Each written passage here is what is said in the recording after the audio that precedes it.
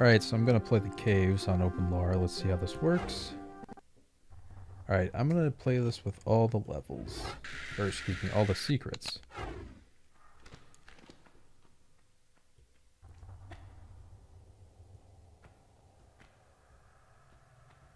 So we come across our first trap here, which is the spikes, or the shooting arrows. You know, a thing I never really liked about the implementation of Tomb Raider is Laura always goes a little bit quicker when she jumps, and I just kind of gets annoying to watch people in walkthroughs when they just jump all the time. Of course, I'm doing it here. Alright, so we come around here for Secret 1. And the camper implementation in Openlara allows me to see through some of the walls. So there's still some improvements to be made, but overall, Openlara is a pretty good implementation of Tomb Raider. And here we come around to secret number 2. The interesting thing about this is it's like Laura won't grab on. Well, there she does there, but I know in the PlayStation version that I played that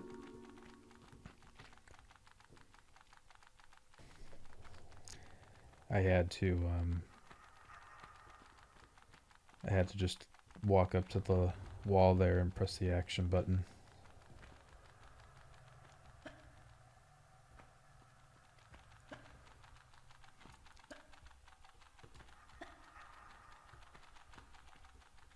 Oops. Ouch. So, he's made quite a bit of progress, the developer of this game, or this implementation of the Tomb Raider game engine. One thing he hasn't implemented yet, though, is Laura walking into walls, or not walking into walls, but when she falls down from a set height, she lands in a crouch to break her fall a little bit, and then if she lands from too much of a height, she starts losing health, to eventually the point where she will actually die from just falling too high up. Alright, so in here we come across, well, we were facing bats, but this is the first area where we actually face wolves. I'm just going to drop down because I'm not afraid of them. Since I have the magnums right now, they die really easily. Alright, so...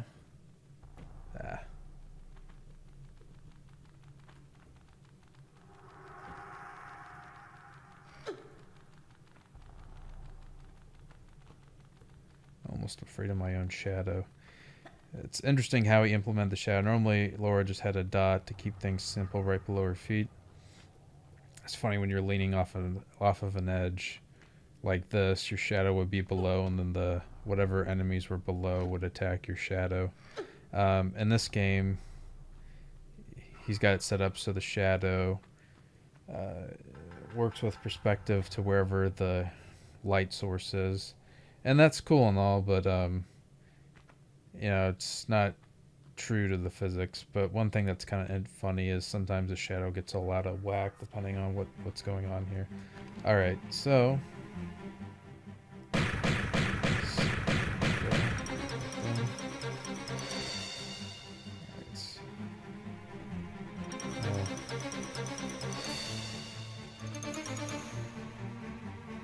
Ah! That's embarrassing. I still need to get that secret. Thought I would have made it. Alright, so pick up this med kit. Making good progress for the most part. The nice thing about Tomb Raider 1 is they always made it so the first level was a really good tutorial if you were too impatient and didn't want to play the actual Laura's home, where she gets a little bit of a walk through. Alright.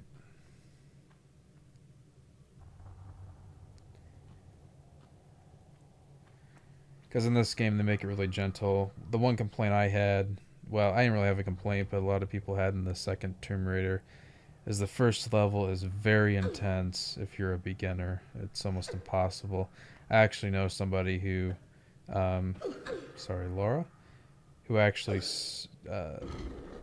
got rid of Tomb Raider 2 because they couldn't beat the first level. This is way back in grade school. Alright, so...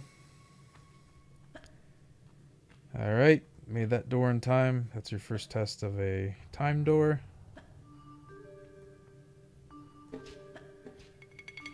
Not good, I got hit. Should I be nice to this Wolfie? I'll let him live. There we go. The AI is still a little bit off in this game. You know, the wolves will run in circles when they don't need to. Kind of reminds me a little bit of the artificial intelligence in Resident Evil, the first game. Sometimes the zombies would do a 180 and start walking in the opposite direction on occasion, which was kind of funny. Alright, so here's watch this. So he's a little out of whack. Can't really decide where he wants to go. Maybe one of these days he'll come after me, I don't know.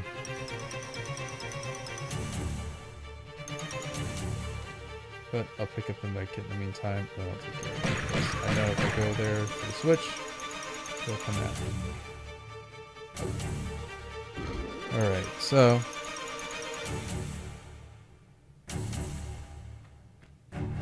And of course I love the first person view. The up and down motion is a little nauseating, but that's okay.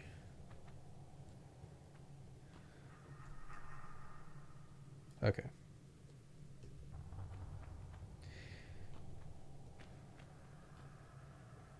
And he's made it so the level terminates at the end.